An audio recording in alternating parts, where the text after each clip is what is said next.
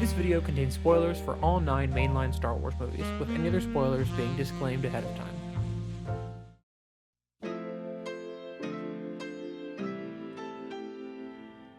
At the core of any good story is a theme, something that the writer wanted you to take away from the piece, something to push you to think about the world or yourself in a different way. But Star Wars isn't just any story. It's a franchise spanning movies, TV, games, books, and theme park attractions, and at its core isn't just one theme, it's two. The obvious one of redemption, but the second one is only slightly more elusive: identity.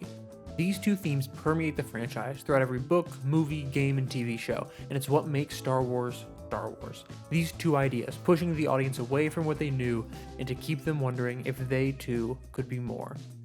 And at this point, you're probably in one of two camps. One where you believe me because it's me, a video essay, telling you something that I presumably will prove over the next however long the video is, or you don't believe me because I'm a video essayist who will try to convince you for the next however long the video is. Both are valid, but for sure if you don't believe me, that's fair. I've just made a sweeping generalization about one of the largest franchises in the world. So let me prove it to you, but don't worry, there are caveats.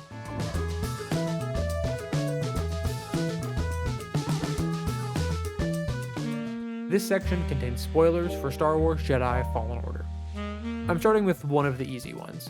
Cal Kestis' entire story is about his own identity as a Jedi and him reconciling his perceived failure within Order 66 with who he is in the wake of the reign of the Empire.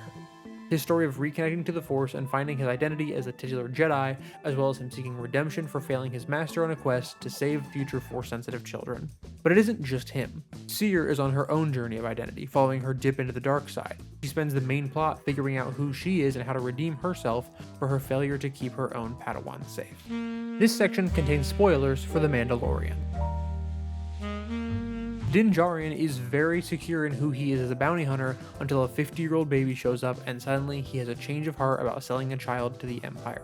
He sells the kid in an episode literally titled The Sin, and after a realization and fight, he retrieves the child in an attempt to redeem himself. The last episode of this season is entitled Redemption.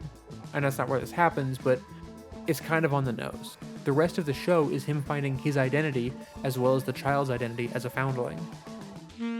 This section contains spoilers for Obi-Wan Kenobi. Obi-Wan, in his show, is searching for his own redemption after he failed to kill Anakin on Mustafar, while he struggles with the fact that he's the one who trained him. During this, he must also figure out who he is as a Jedi in hiding, protecting Luke, and what that means for him when the Empire comes to town. This section contains spoilers for Star Wars Aftermath. I'm just going to hate each main character from a bird's eye view. Nora, seeking redemption for abandoning her son, trying to figure out her own identity as the war is over, and she wants to leave the rebellion. Temmin. Redemption is here for him, though I'm not going to spoil some deep stuff. He's confident in his identity before it gets challenged and then his entire worldview is shifted. Jas. Her entire deal is cleaning her ledger for a bit, and she wonders what will be her identity in a galaxy ruled by the New Republic. Sinjir. This man is a walking identity crisis after abandoning the Empire and is constantly looking for who he is, as well as trying to redeem himself for how he treated his prisoners.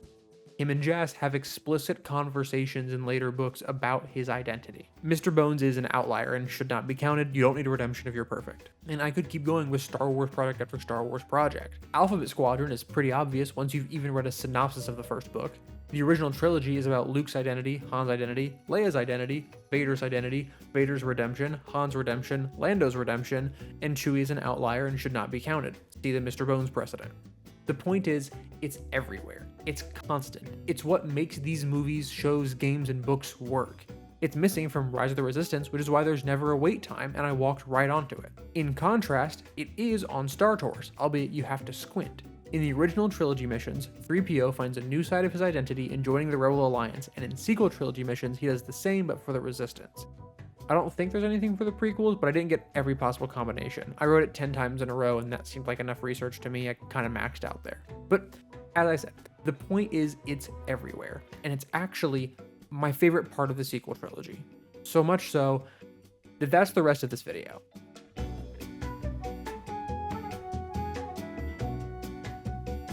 Rey's search for her own identity is the least subtle arc ever written, but that's the point. Her lack of identity and her lack of, in her own words, a place in all of this for a majority of the trilogy is incredibly compelling. There's a reason everyone was making Who Are Rey's Parents videos coming out of The Force Awakens, and there's a reason I was watching all of them. Her own search for her place and her identity garners so much sympathy for her, especially in The Force Awakens. It puts her in stark contrast to Finn next to her, who also doesn't know who his parents are, but doesn't care and just wants to escape. Rey's lack of security in her identity has her constantly worried about a return to Jakku. She must return in case there's someone finally there. She can't move on because to her, she's nobody and has no place in this, in the exact opposite position of her foil, Nepo baby Ben Solo. Ben's entire life is expectations. The son of Leia Organa and Han Solo, the nephew of Luke Skywalker, the living legend. Meanwhile, for Rey, they are just that, legends. She's unaware of who she could be because she's so lost in her own identity as this little girl on Jakku. She hasn't left that state and can't move on, and she doesn't until she encounters the one who has the expectations of the galaxy on him. Ben Solo is a man pulled between two identities. The usage of the name Ben versus Kylo throughout the sequels is deliberate and, truthfully, not subtle. Han calls him Ben, Rey says she wanted to take Ben's hand, it happens throughout. But Ben's struggle with the identity is so unique because of how he talks about it. He talks about the seduction of the light, a choice of words that we've only ever heard used when talking about the dark side. He's a man lost in his own mind and in his own identity. He thinks this is his legacy, the expectations of who he should be from his grandfather. It's why the dyad in The Last Jedi works so perfectly. Ben presents this character of Kylo Ren as someone who is secure in his dark side identity and in his Sith path. But to Rey, someone who sees past the facade and instead sees a mirror, she is finally able to see her own struggle for identity within Ben. Not the same context, but they both don't know who they are and who they should be. But following this realization, the difference between the two is their own accepting of it. Rey accepts her struggle with her identity and recognizes its hurt after going into the cave. But Ben lies and tells her there is no conflict within him, echoing Darth Vader on that moon of Endor. And this leads right into the themes of redemption.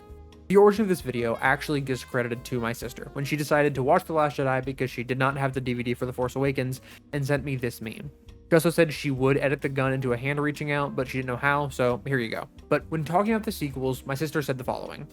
It's silly to ever think Ben doesn't turn at the end. Of course he does. It's Star Wars. He will be redeemed, and he will reclaim his identity, ironically following Vader more closely than he ever did when he was actually trying to. Redemption for Rey is about Ben, but for Ben, it's about everything. We all thought in Ben killing Snoke his redemption was at hand, but he chose to double down. His moment of redemption doesn't come until, in my opinion, this moment. The moment when Rey stabs him through the stomach and kills Kylo Ren. Subtle The Rise of Skywalker is not.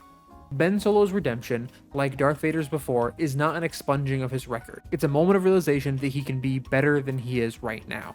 I talked more about redemption in the video, The Redemption of Anakin Skywalker and Why Others Fall Short, and while I don't agree with everything I said now, I was way too harsh on Falcon and Winter Soldier looking back. A more accurate, up-to-date version of my opinions can be found on my friend Eric and I's podcast, Back at the Box Office. But while I don't agree with everything I said, I agree with the fact that the moment of redemption is important, and this moment for Ben is incredibly important.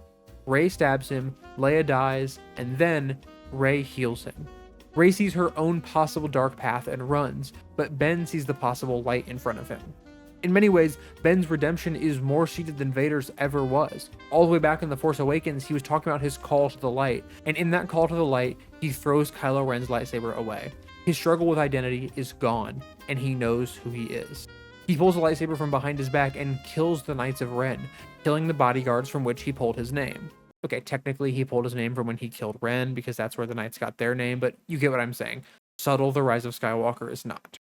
And as he finds his redemption in his identity and then subsequently dies, like Vader before him, Rey also finds her identity. Not in who her bloodline dictates she should be, but as the next in the line of legends as Rey Skywalker. But I really glossed over the conversation she has with Luke.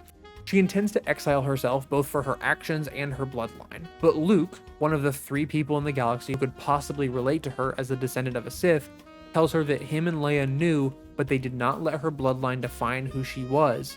They wanted to see her actions define who she was. Luke tells her that confronting fear is the destiny of a Jedi. He confronted Darth Vader, and she must confront Sidious. She finds her identity in her own actions and in those who trained and believed in her, taking on the name Skywalker as she accepts her own identity, not by blood, but by mentorship, training, legend, and her own actions. She accepts this side of her, poetically on a different desert planet. Her identity realized, and any thoughts of needing redemption for her bloodline vanished with the lightsabers she buried. Look, I'm not gonna lie to you and tell you that I love the Palpatine reveal in Rise of Skywalker. I actually really like the idea of Rey being a nobody much better, and I think that it would be better for her arc. But her arc in this case still works for me. And I love the idea of a Palpatine pulling someone from the Skywalker lineage to the light. I think it's a cool inversion of Sidious and Anakin. And that's the thing. I think this part of the sequels is cool and works pretty well, and these are themes that are important to me, and that just in general, I think are important.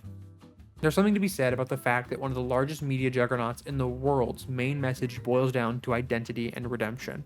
It's about looking for something within yourself and finding improvement, how you can be better or do better or make up for something you've done in the past as you find yourself. The beauty of Star Wars is that beyond these two, there are themes in every other Star Wars project, hope and loss and anything else you can think of. It's a universe with infinite possibilities, and that's why I love it so much.